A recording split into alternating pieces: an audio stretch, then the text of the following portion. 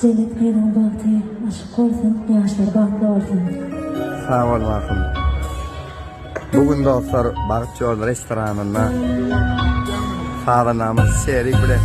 Vefa, bir berdi ağam 2 yıl olmadı mı he? Uzun, zdarnik por değer geldi görmez. İş yapıyorsunuz ayağım. Yesin, men eşittim Bakıt Yolu remont oluyor diye. Şeyle mi? Kaçan nasıl ya?